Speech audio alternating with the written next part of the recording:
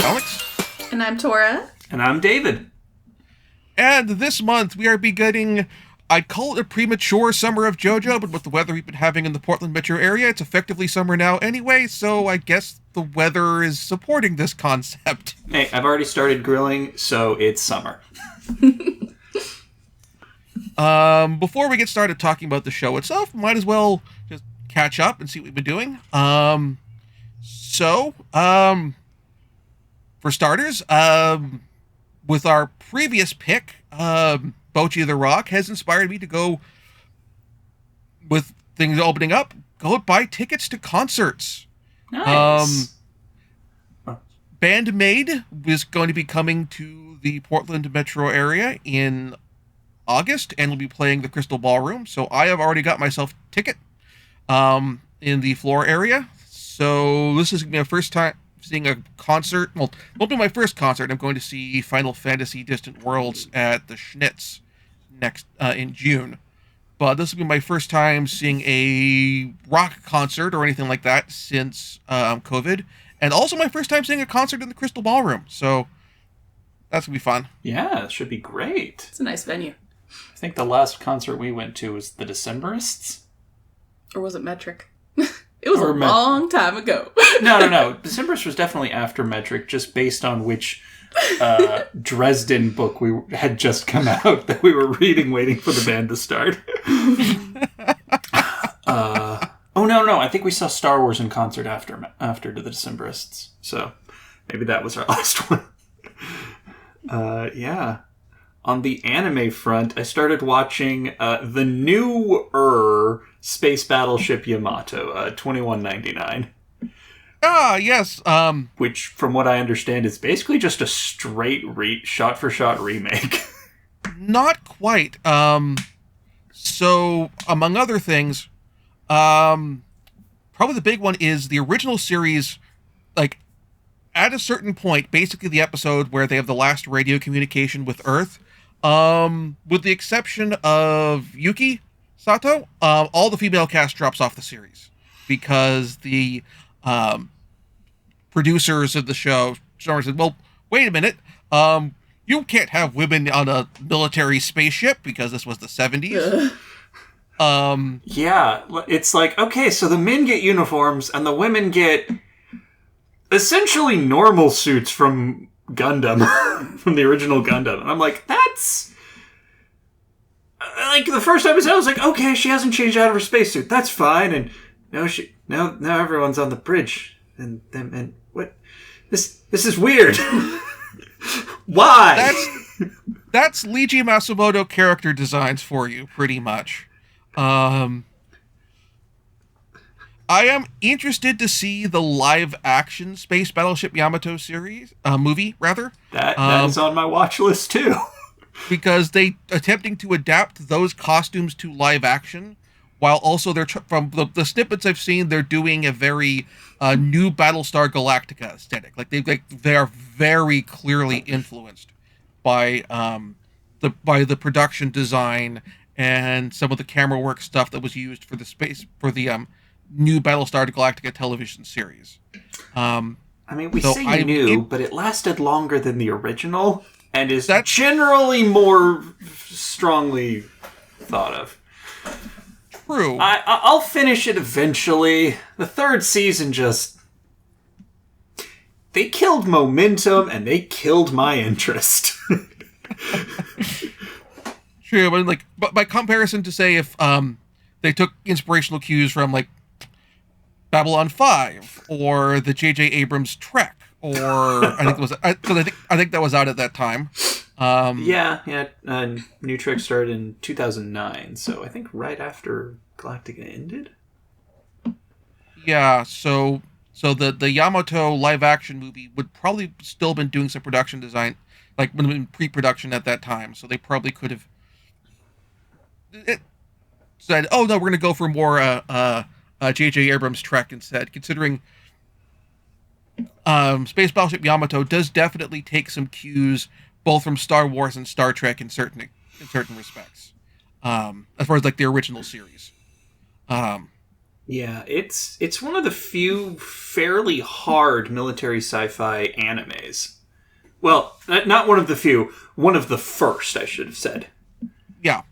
Like, there's a fair number of those, particularly once you start getting... Oh, God, like, yes, there's so many, yeah. No, definitely one of the first, not one of the few. There are. But once you start getting, quote-unquote, real robots installed, when you get involved, when you get into, like, Votoms, which is super great.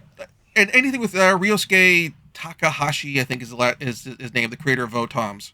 Like, tends to get super-duper gritty. Well, I mean, that's the question. Do you want gritty, or do you want the creator has gone straight into has hit depression and it's at their worst with Space Runaway Idiot, where just that's true. Everyone dies. That's true. We could have a very interesting discussion about all of the Gundam series and the arc of mental illness coming through each one. I mean, although that's sort of at the exact opposite end of the anime spectrum from what we're reviewing this month, which is JoJo's Bizarre Adventure.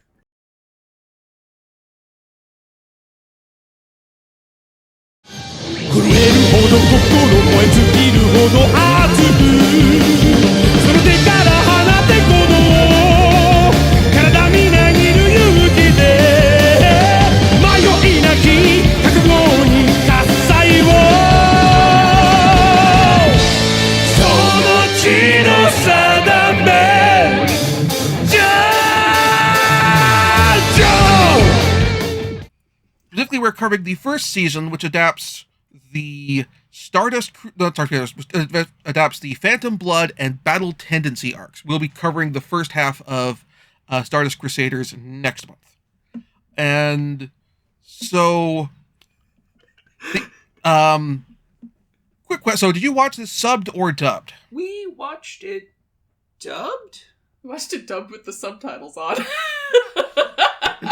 So sometimes they disagreed a little bit on the translation. Yeah.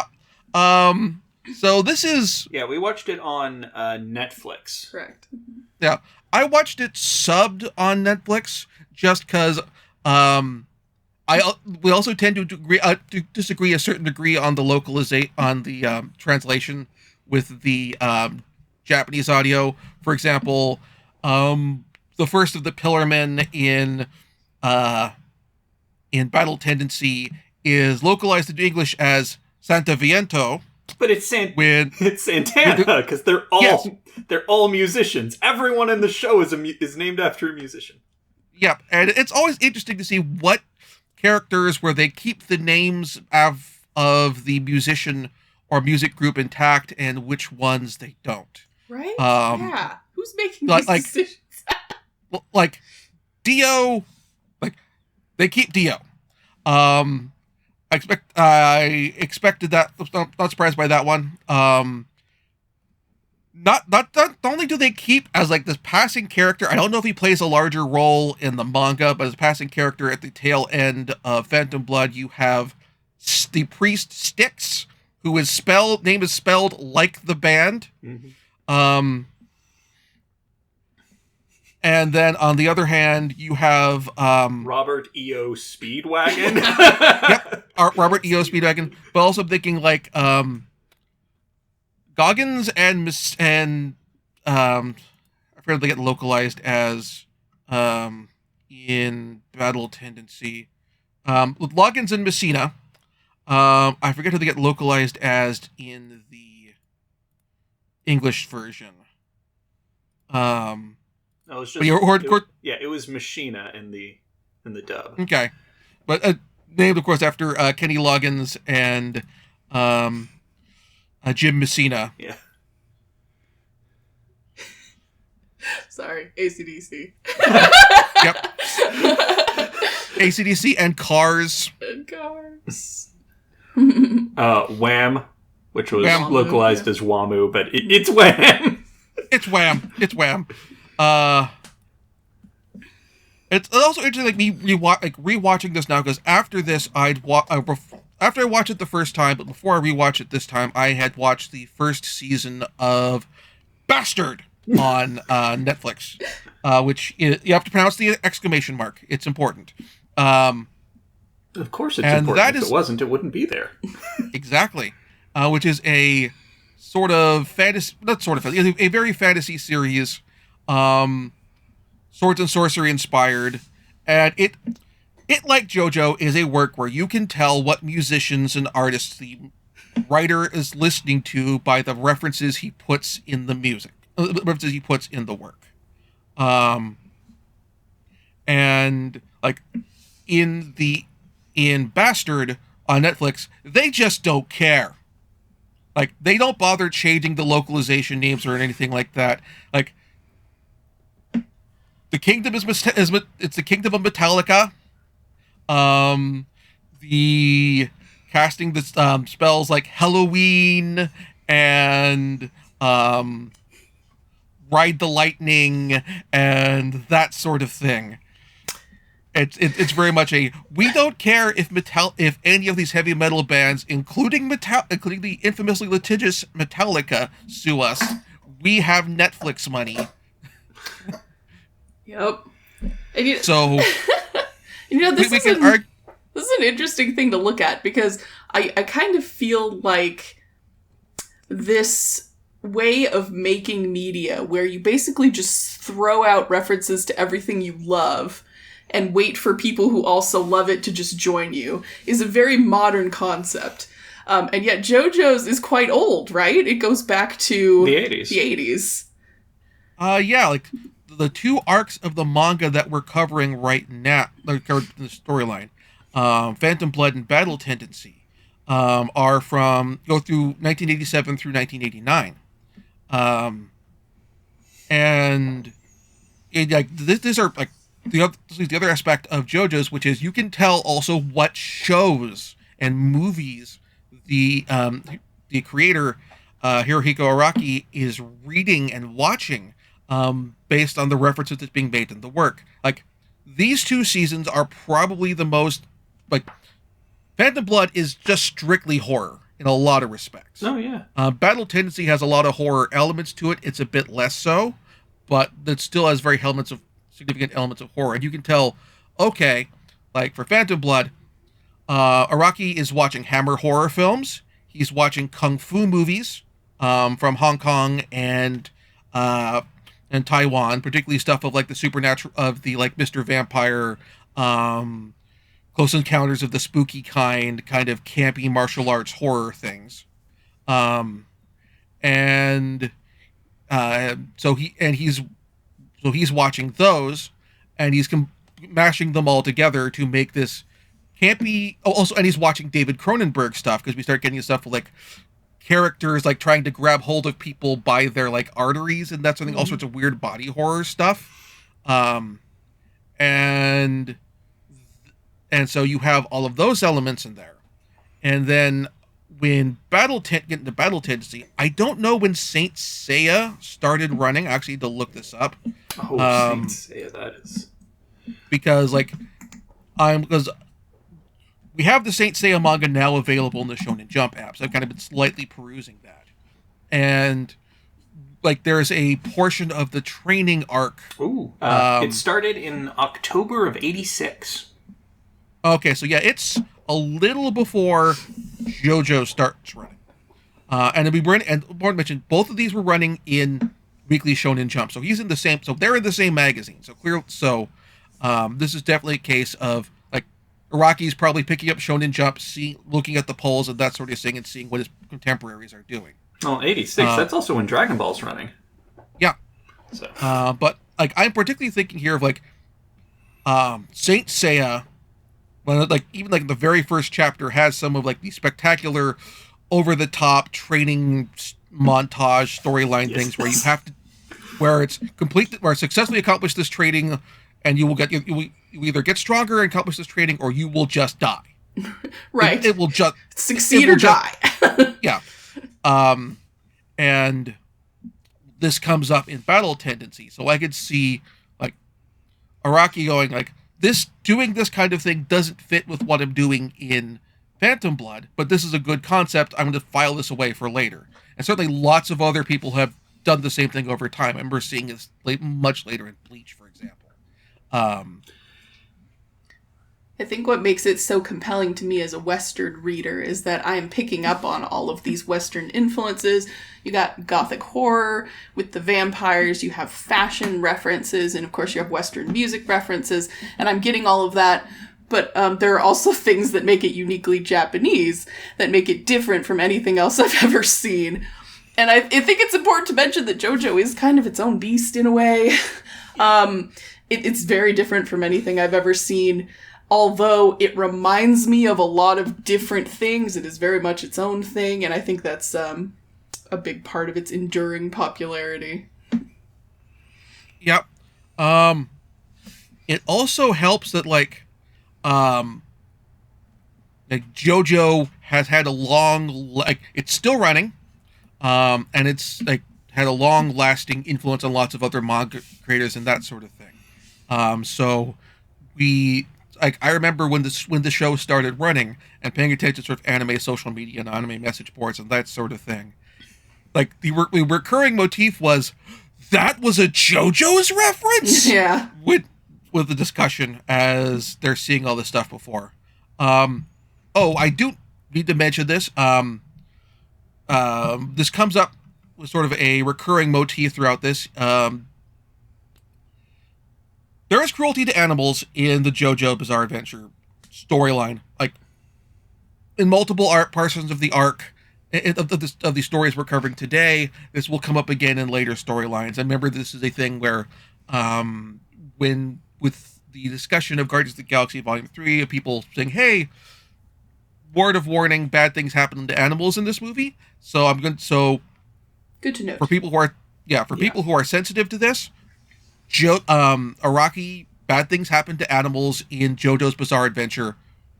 Period. Full stop. Every arc. It is something where Araki uses cruelty to animals by characters as a indicator of whether they are a sympathetic antagonist or not. Dio Brando murders JoJo's dog in like the first episode of the show. Oh, it's not even murders his dog. It's cruelly murders it. Yeah, it is. Yeah, we're not going to go into detail, but it's fairly horrific. Yes, like Dio murders JoJo's dog. Later on in Battle Tendency, a gratuitous bad thing happens to a squirrel. Later on in Battle Tendency, caused by one of the Pillar Men. I believe specifically Cars.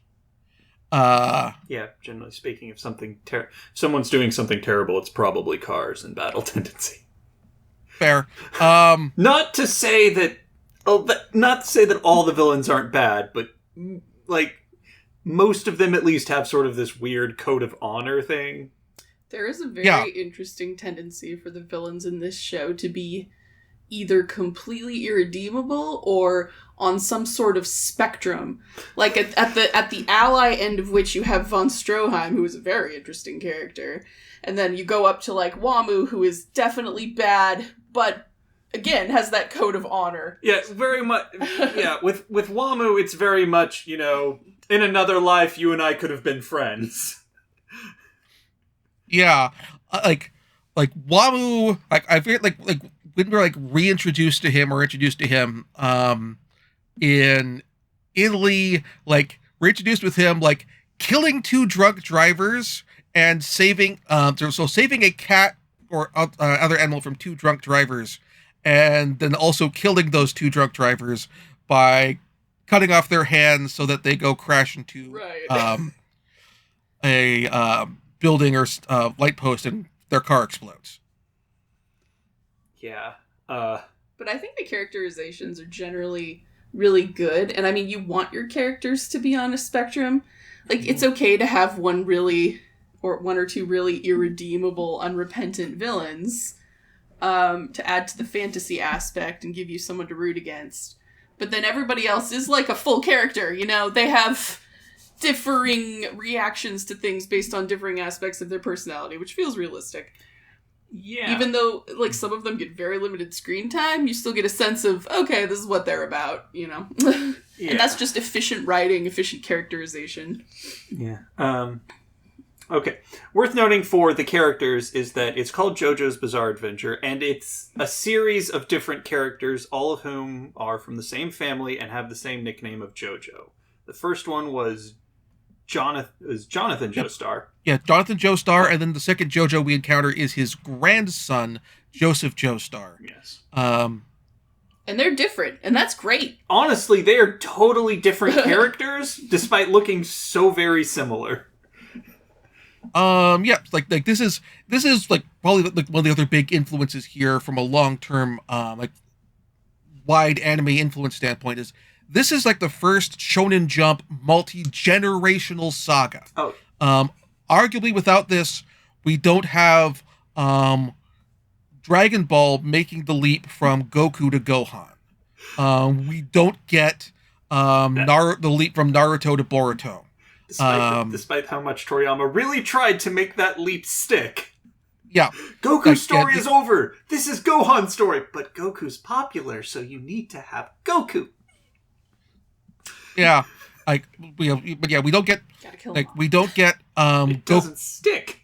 It never sticks. Like we don't get Gohan. For that matter, we also don't get Trunks necessarily, though Trunks is kind of a weird mix of the JoJo multi-generational thing, plus I think possibly Cable from Marvel Comics, because X-Men has apparently always been he's more Bishop than he is Cable.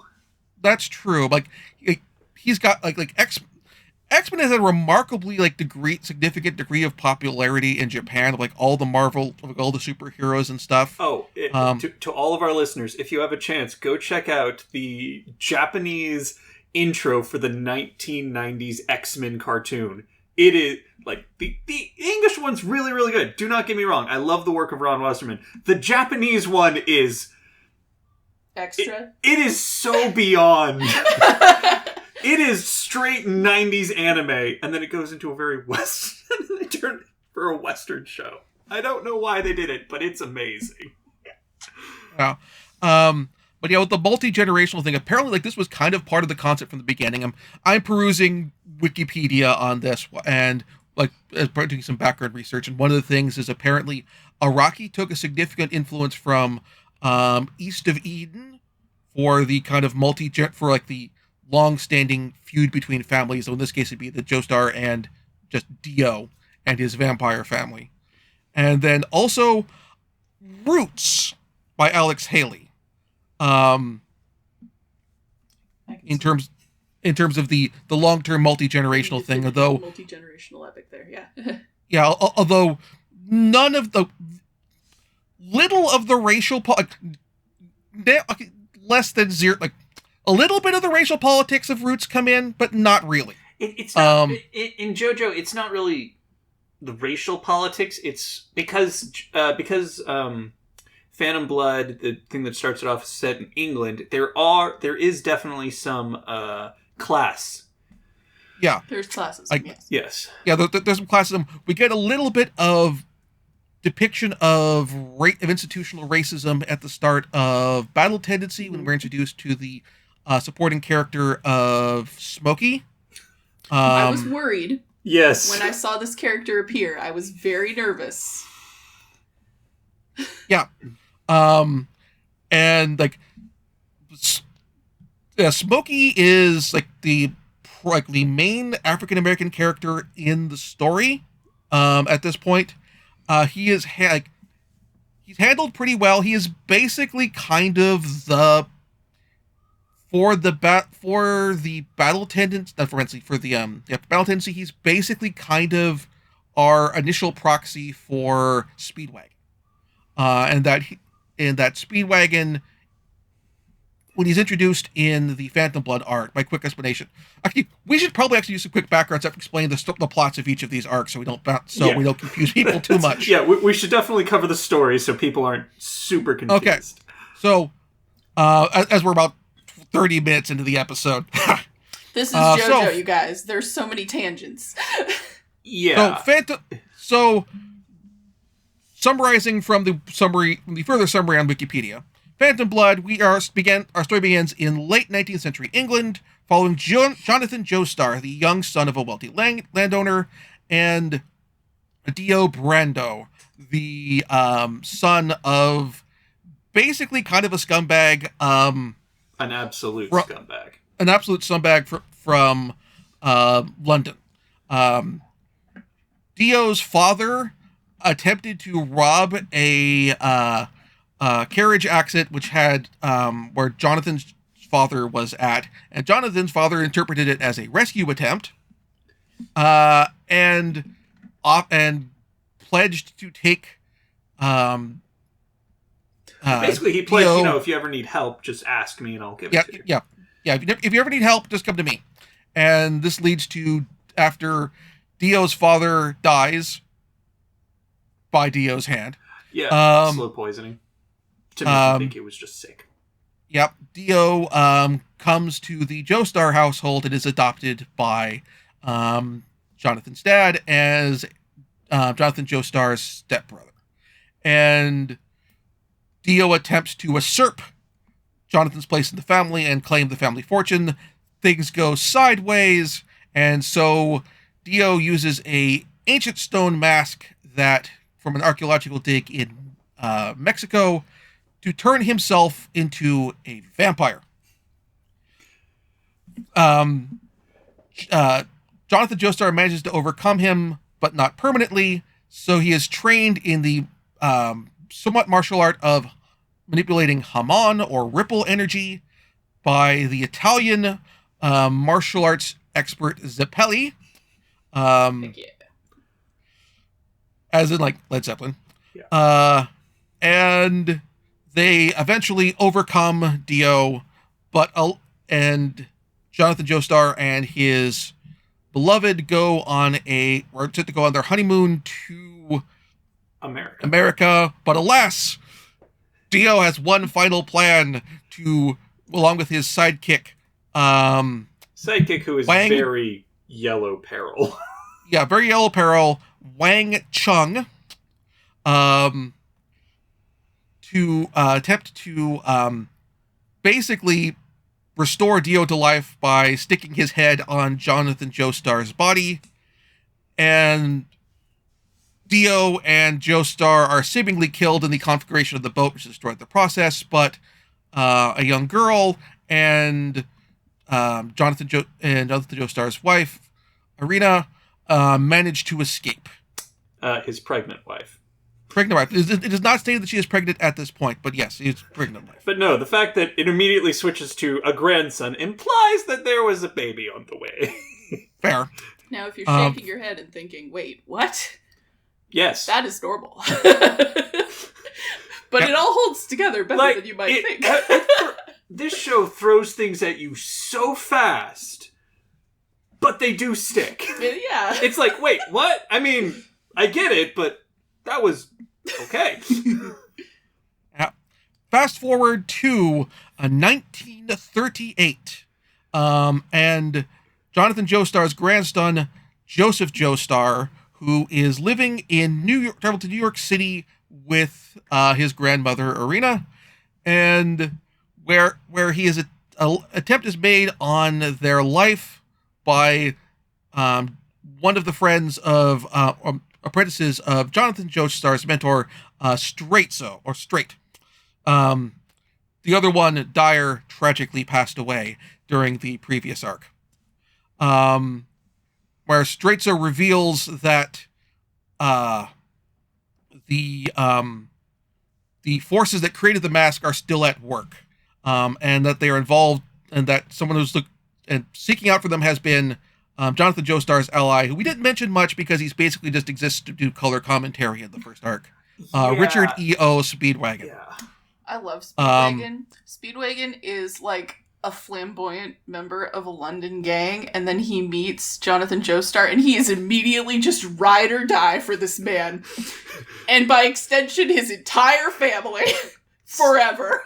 Speedwagon's purpose, primarily in Phantom Blood, is to be the, oh my god, what is happening? To just narrate exactly what's going on and just how unbelievable it is.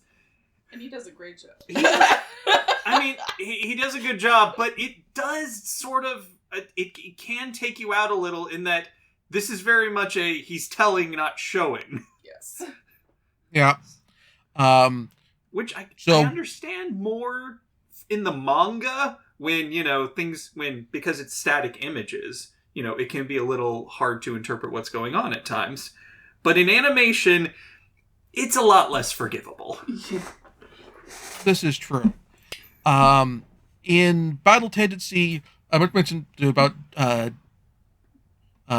Joseph Joestar's trait is, well, he knows how to use Haman when we are, by the time we're already introduced to him. He's not necessarily as strong a practitioner as his grandfather. He hasn't been undergone quite the same training, but he is an accomplished stage musician and a bit magician, rather, and a bit of a con artist. Yes. And so, in any case, after learning about what's going on with Speedwagon, Joseph rushes to Mexico, where he learns that the expedition to investigate the origin of the masks and a mysterious pillar has been co-opted by the Nazis. The Nazis. Worth Dun, dun, noting, dun. in the show, they do not call them Nazis. They are just referred to as the German army. However, But this is 1938. this is 1938. They are... They're unsubtle. Let's put it that way. Yeah, they're straight Nazis. Honestly, their main one, von Stroheim, bears a shocking resemblance to Guile from Street Fighter. The creators of Street Fighter have made multiple references to comments that, several characters from Street Fighter are inspired by JoJo. There you go. Or by JoJo characters. Yeah. So, the difference being, Difference being is that Guile is American and not a Nazi. Yep. Indeed. So, they I hate Illinois. managed to overcome one of the Pillar Men, and at one point they have to rush off to Venice because there's more Pillar Men there. Yeah. And Worth noting is that at this point, in order to stop the Pillarmen, von Stroheim, the Nazi, gets a heroic death of basically jumping on a grenade, or grabbing a grenade and clutching it to himself in order to stop the terrible vampire. We have to talk about von Stroheim later. Lots of interesting things there. Continue. Yeah. Yep. So they go to Italy, where they're introduced to the grandson of Zappelli, Cesar, and they learn It's like, that he's Italian. It should be Cesare, right? probably yes, Cesare, I guess. But they kept calling him Caesar, and I'm like, but that it's not Latin, it's Italian. Whatever, Yeah. Of all the things to get caught up on, that is probably the worst. Okay, let's continue. Indeed. So they discover 3 more Pillar Men. The Pillar Men of AC/DC, WAMU, and Cars. And Joseph and Cesar realize that they are absolutely outmatched, and so Joseph has a cunning plan and gets them to agree to give them a couple months to try and train up to be a worthy challenge. Yeah, it's like, oh, yeah, you could kill us, but it's too bad. You'll never have a worthy fight. I mean, if you'd given me a month, I totally could have kicked your butt. But, I mean, guess you don't really want a good fight. Nat 20 bluff check. Is that bluff or is that persuasion? I'm not sure. I think it's both. Considering, probably either both. This falls in the category of roll a bluff or persuasion check, whichever one is higher. I want to and if give they're props both- to the English voice actor for for that scene in particular. It was amazing. He kind of said it pretty much like David just said, "Oh no, you'll never have a worthy opponent if you kill us now." Like, it was great. Yeah. So they are taken. So to train up to stand a chance against the Pillarmen, they are taken to Lisa, who is secretly, though it is not revealed until the very end of the season, Joseph's mom. Where they go, where an internationally wanted criminal. Yes. A lot of characters have criminal pasts. Just a lot. Yeah, but yeah, I mean, continue. We get it. And so Joseph and Cesar go through basically training from hell to get their Haman up to speed, and finally at the end of the month, the Cars and AC/DC and Wham show up. They go through various battles. Cesar, much as his grandfather before him, dies tragically. In fact, which is actually kind of spoiled in the opening credits now that I think about it. Yes, I also realized that after the fact. That's the great thing about the credits in this show is that they will show you things in the credits and you're like, oh, that's cool. And then you'll get to a point in the season and you're like, oh my god, that's what it was? Yep. And they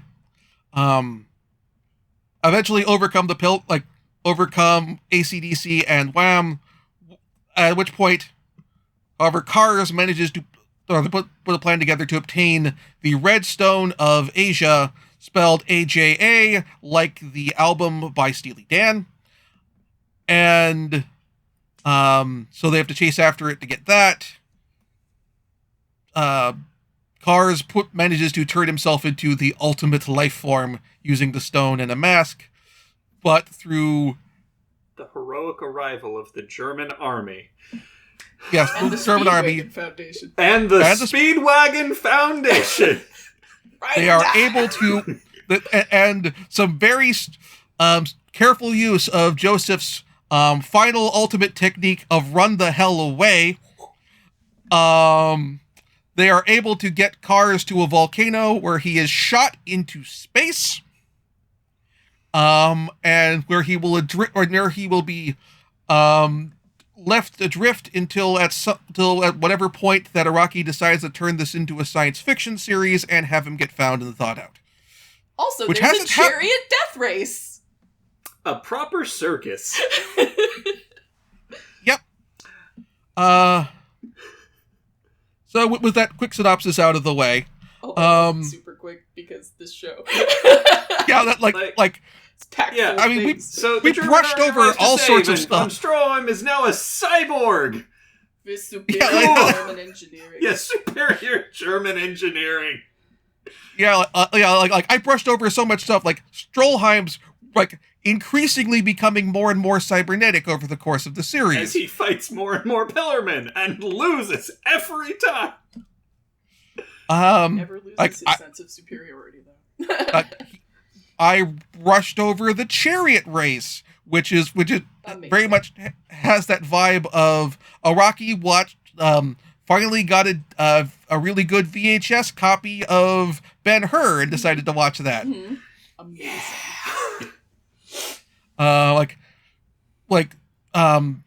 Battle Tendency is basically talking about the movie influence. This is still the Kung Fu movies plus Indiana Jones plus having been reading some Saint Seiya and then also Ben-Hur. Yeah. And yet, I was vastly entertained. It worked. Yeah, that's the thing, is it pulls from so many sources very unashamedly, but it puts them together well. I mean, that's the thing, is they say, bad writers borrow, good writers steal, but it's how you transform the material you've taken, and Araki did a great job. I don't know if he even really stole material so much as just referenced things like that he loved at the moment. So I feel like I was sleeping on this show, to be honest. Mm-hmm. I think if you are looking at this show, having never looked at it before, and you're like, what even is this? That's fair. It took me into the second season to really be like, okay, this is amazing. I think the first season, well, solid, is not... First arc. The first arc, I'm sorry. It gets better and crazier and crazier and better and crazier and better and crazier. It just keeps going. It's a nonstop escalation until you're fighting the ultimate life form in space. And I tend to avoid fighting anime because that is not my jam. JoJo is a fighting anime, but there is enough other stuff in there to sustain you, and the fights actually are quite entertaining. They don't go on for a million years, like in Dragon Ball Z. There was a little bit of a tendency for the fights to become, I knew you were going to do that. But I knew you knew I was going to do that. But I knew that you knew that I knew. And it became Yu-Gi-Oh! of, you've activated my trap card. But you see, I have a trap card negation card. Not to give too much away for Stardust Crusaders, because I have seen some of the previous adaptation of Stardust Crusaders. I should give a quick bit of background. That's where I am too in Stardust Crusaders. It's like, I've seen some of the previous ones, so... Yeah, to give a quick background adaptation, this is not the first time JoJo has come to the United States, but this is the first time these story arcs have come to the United States. There was a 12-episode adaptation. We'll get more into this next month, but there was a 12-episode adaptation of the Stardust Crusaders arc that came out back in like the aughts or the 90s or something like that. 90s. The 90s. Not even late 90s. It's like mid-90s. Yeah, it's a little of both. The production for that is weird. We'll talk about that next month. But that was the first real exposure of JoJo, more or less period, in the United States. Like that and the Capcom fighting game for the PlayStation. And so... this is, in a lot of respects, the first time that American audience have seen these stories. They have actually received anime films before that came out shortly before the 12-episode series did, but those were like only released in Japan. They didn't get home video releases. They got a short-run theatrical roadshow release and haven't been seen since. I would put them under the category of lost media at this point. So, getting the chance to see these stories told for the first time, to see this climactic showdown of Dio and Jonathan, which previously my own exposure of that was like 5 seconds, like 15 seconds at the start of the first episode, or like the first couple episodes of the OVA. So you're coming at it from a completely different place. Yeah, it's like I came in knowing how Jonathan's story ended. Because it has to end this way in order for Stardust Crusaders to happen, but knowing absolutely nothing of where things were going with Battle Tendency. And also, even then, that little snippet tells you nothing of how weird things can get for Phantom Blood either. Like, with the... Phantom Blood finds interesting ways to get little bits... not as the same level of weirdness escalation, but like you have the two knights of Mary Queen of Scots. God, I forgot about them. with the and giving the Jonathan his sword of luck, and then adding the P on there, so it's a sword. Now it's a sword of luck and pluck. Luck and pluck. Why not? Yeah. And that sort of thing. Like, all these, like, really weird, fun little bits of escalation there, and then everything goes straight off the rails when we finally get to Battle Tendency. Also, I want to talk about how, like I appreciate very much, like, anime before this have used Western licensed songs in them, and some of them have had difficulties bringing them to the US release. the anime Speed Grapher back in like the late 90s, early 2000s, they licensed Girls on Film by Duran Duran for their opening theme song. And I think it was Bandai who licensed that, and like basically went, we can't afford Girls on Film. We can't afford a top 40 hit by Duran Duran. We can put it on the first episode, and then we will have something else for the opening credits. Ever since then, there was, I think it was Techno Lies had Paranoid Android by Radiohead licensed for the theme song, and was the same thing there. Gundam Zeta, famously, the original broadcast release had a song by Neil Cicerega. Neil Sedaka, as who wrote the theme song for that, and nobody has been able to license that for U.S. release. By contrast, JoJo's Bizarre Adventure this season has Roundabout by Yes, and it doesn't play the whole song at the closing credits for every episode, but it uses chunks of the song to very well done dramatic effect and integrates it in the show excellently. I absolutely like. You may have seen the meme the Roundabout meme online, where like they'll do the guitar bit with the introduction, and then the song kicks in as the to be continued line comes across the screen, and the rest of the series just goes so far beyond that, like for using like the big guitar solo later on for like a big dramatic moment when the episode ends with a big dramatic cliffhanger, as opposed to a more suspenseful cliffhanger and that sort of thing. It's like really great integration of the music on there, which is awesome. Yeah. I want to talk about characters in a little bit, but first I just want to briefly mention the fashion. So it is my understanding that the mangaka has done art for Gucci, I believe. Yes, they did art for Gucci. They also did a special edition one chapter manga involving a character who we will meet next year, probably. Kisaribe Rohan. So that's a character to look forward to. They've done things with Kisaribe Rohan both for Gucci and for the Louvre Museum, which is awesome. I love the I love the fashion of this show. People have very distinctive looks. Some of them cover their outfits in soap so they can make bubbles. And nobody stands normally. No. Oh, there is pose. Oh, yes. Everybody vogues constantly, and it's amazing. There are cosplay workshops at conventions. Like, there is basically, like, since this show came out, every year at KimuraCon, there has been at least one panel, sometimes two panels, on how to JoJo pose. How to vogue like JoJo. like basic and advanced courses in JoJo posing.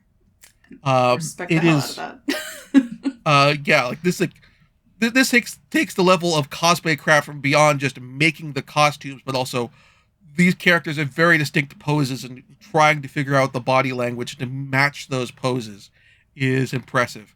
Also,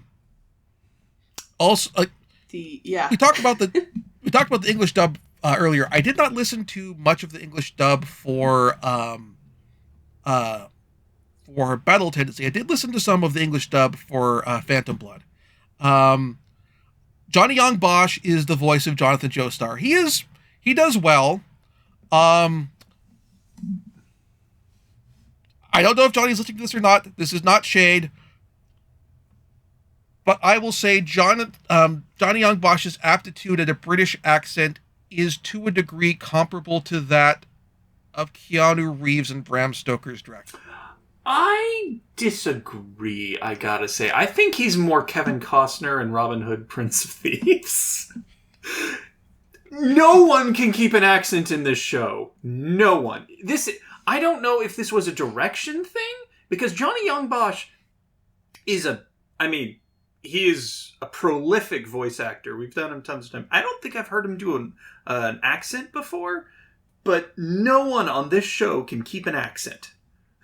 So I don't know if that's being played up or if that was just who they hired. But yeah, no one in the dub can keep an accent. And even when they are doing accents, they're over the top. Like, they're not realistic. Like von Stroheim's, yeah. They're too stereotypical. Exactly. I mean, at least with Stroheim, there are enough examples of over-the-top German accent. Right. High cap German accent. Yeah, I mean, it's got to be intentional. Yeah. In that case, for sure. It's got to be. I mean, actually, to a degree, there's a possibility. Like, I bring up Bram Coppola's Bram Stoker's Dracula. It is also entirely possible that may have been a deliberate choice on Johnny Young Bosch's part. Like, hey, this is heavily influenced by Hammer horror.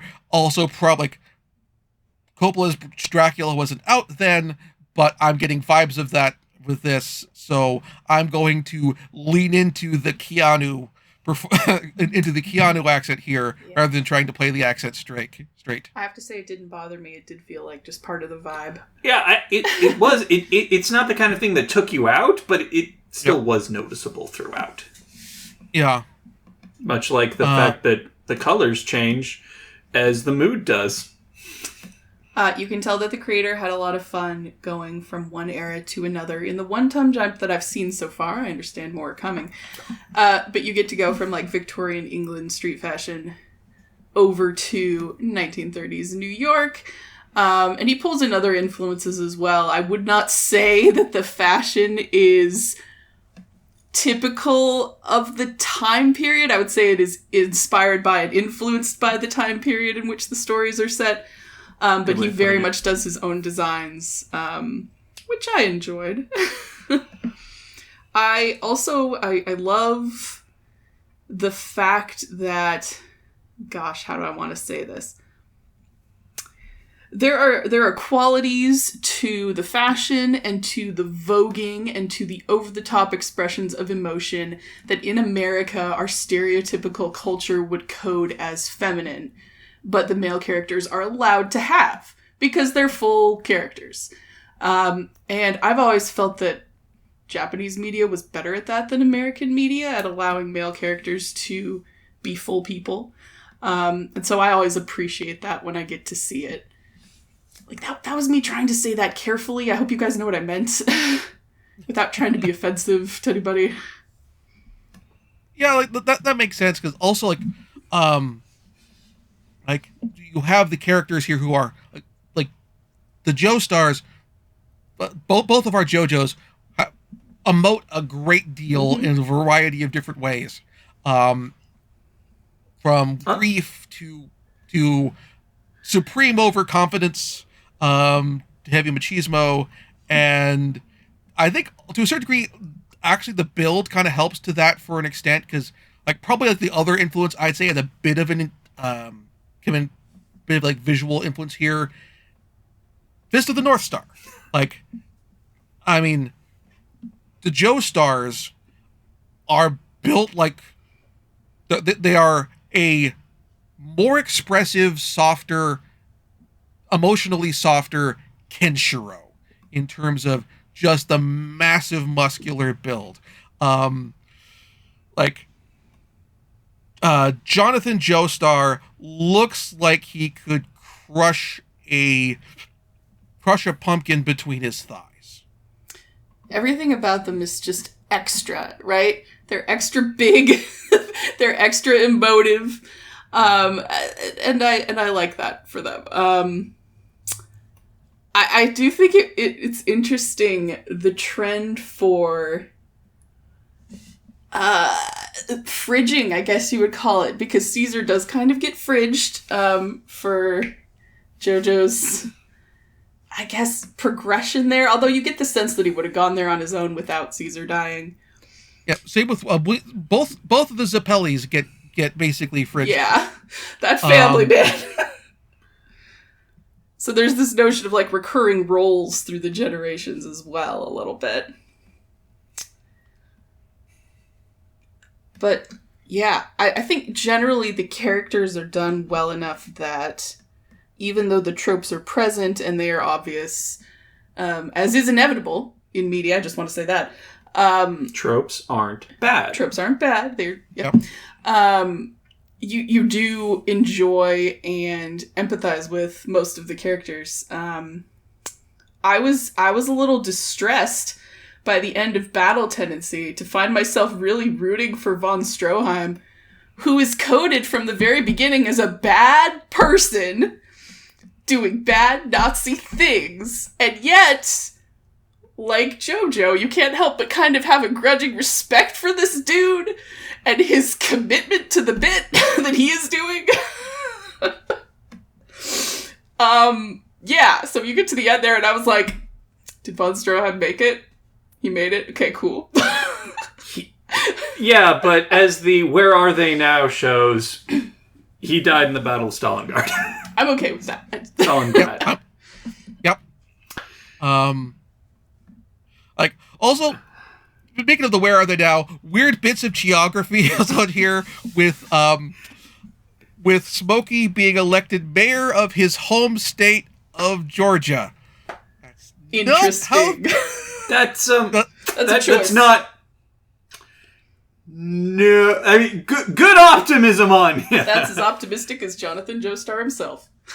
I mean, Smokey elected a mayor of Atlanta. Sure, elected governor of Georgia. Okay, this is a significant time skip later. This could have been elected mayor of Atlanta in the 80s. Honestly, this reminded me of the mayor in Back to the Future. Yeah. Oh yeah, I'm gonna be mayor. Yes, you are. Good for you. Elected mayor of a state. I'm like, It's not it definitely leads to that thing where for like some Japanese creators where their knowledge of America has large gaps. That actually is an issue across media in many other countries. Is just not quite understanding just how big America is. Yep. Very yep. large. Yeah. The entirety of Great Britain is smaller than our state of Oregon, and Japan is too. Yeah, like it is very much a case. Yeah, which case like not understanding the size of the country, having like a degree, not necessarily understanding the rural urban divide necessarily very well, and having limited exposure of necessarily what cities look like necessarily, or like when you outside live of New York, because of movies, everybody knows what New York looks like, right? And San Francisco. Or Los Angeles. Yeah. LA. Yeah. But like, it's like one of the things where, like, for example, for one of the things that caught my interest when it came to the manga and the anime adaptations thereof of Gunsmith Cats is the creator of that took multiple trips to Chicago, like for location scouting, to get a feel of the city and parts of it. And when they did an anime adaptation of it, they took the entire animation staff out to Chicago. And so I think actually to a degree, it probably having so many anime conventions in the U.S. trying to bring anime staff out here probably to a degree is going to help further depictions of the U.S. in the future, because it's one thing if you're like to make a classic example, it's one thing where if you're making Mad Bull 34 and your only exposure to what New York is Italian knockoffs of the Dirty Harry movies and maybe the Dirty Harry movies, but it's another thing if you've like been out to a whole bunch of conventions, and now you've been out to San Diego Comic-Con, you've seen San Diego, you've been out to SakuraCon and Asen and all these other places, and you've had a chance to see these other cities, and the people who've brought you out have said, "Oh, while you're here, why don't you go do some touristy things and go see the Portland Rose Gardens, or go to a whole bunch of donut places, or Powell's Books, or that sort of thing." And that gives that wider perspective for artistic reference. This is a thing that I track a lot in novels that I read. There are authors who care about location, and there are authors who don't, or who just want to tell their story without worrying too much about it. Like, I've run the full gamut of books and shows where the creators are definitely from there, all the way to a book where the author throws out a little map and goes, "This map is probably not accurate because I don't do geography." There's the ones where the works where the city, the location is itself a character in the work. That's true. That sometimes happens. Like the River series by Ben Aronovich. Ben Aronovich is someone who very clearly knows London and its history tremendously well, and it comes up there. And also, to be clear, this is not me singling out Japan for any of this. Italian film does this a lot with New York. And this isn't just a non-English speaking thing as well. Oh, no. Famously, the song "The Night Chicago Died," which is by an English band, has the event in question taking place. If you say, if you go by where it's described as happening, it would have to happen in the middle of one of the lakes. Yep. So, like that. So there's like this. This is not a uniquely Japanese thing. This is not a uniquely non-English speaking world thing. This or non-English speaking. Like, Britain has this problem too. Everywhere probably has this America. Problem of you either do the research, you travel, you see what it's like, or you just assume, hey, I can just do a Google image search. I mean, how many Americans' perception of Africa is completely inaccurate? Or Asia. Yeah. Like Australia. Pretty much anywhere. Yeah.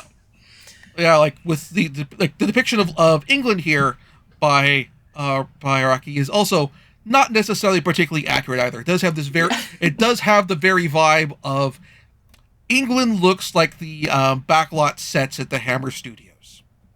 Kind of thing. And that's fine. For this particular story, the layout and history of London town doesn't matter too much, And indeed, having that unreality works in the story's favor because everything is so high camp that if it was that grounded, it would actually throw you more. Just so. Yes, you have to maintain tone. Because if you're very serious in one area and very camp in another, and you're doing those things at the same time, it's just disconcerting. The show has a very consistent tone. Every few minutes you're like, what the? Of course this is happening. Like, you're initially surprised, and then you're like, you know what? It fits, it makes perfect sense. Why not? Like, pretty sure I said those words, yeah. What, 5 times per episode? What the? Of course. Yeah. And it was great. Yeah. No complaints. Very much enjoyed the show. Would absolutely recommend to pretty much everyone. There's not really like a certain group. I guess people who can't watch animal cruelty, I wouldn't recommend this to, but there's a little something in there for a lot of different things. I mean, if you want for horror fans, they could definitely get into it that way and then just get stuck along the ride. If you don't like camp or over the top, maybe not for you. Yes. That is an accurate assessment. This is spectacularly over the top in so many respects. Yes. Performances, like the opening music. I mentioned I appreciate the changes in the music style between the two story arcs. Mm-hmm. It also kind of fits the anime of the time that those arcs were originally published, and the very high camp that you'd get for anime openings during that period. I would say that the show is the texture of the show is very dense, even if the substance of the show is pretty easy to cruise along surface level. But you can really dig into all of the music, the designs, the references and homages, and even, like you said, like reflections of the era that the story is set in versus the era in which that particular part of the manga came out in. So it's telling an entertaining story, but it's kind of all of that background stuff that makes it so interesting and gives it its longevity, because you could just keep digging into that for ages. Like, and the story's entertaining, so that, you know, there's that. Yeah. So next time we will be starting off with Stardust Crusaders, where we'll be covering the first half of the series. This was a 24 episode series, I believe. So, 24 or 48. I think it's what was it? 48 spread across two 24 yeah, seasons. 48. Yeah, 48 spread across 224 seasons. So nice even split there. Yes, Stardust Crusaders. And so this will work over a couple. So this will work for over a couple months. How this will work for subsequent years will be a little. We'll figure that out off air, because those are a little weirder in terms of how they're set up. We gotta break it down. Yeah. So, but in the meantime, next time again we'll be starting Stardust Crusaders. Again, this is available for streaming on Crunchyroll, on Netflix, on Hulu. So you have plenty of options there. Don't be afraid to try it out. I did. I'm glad I did. If you are going to try it out, I will say stick with it at least a few episodes. If the first one turns you off, just keep going a little longer and to decide whether or not. Because the way it starts is not really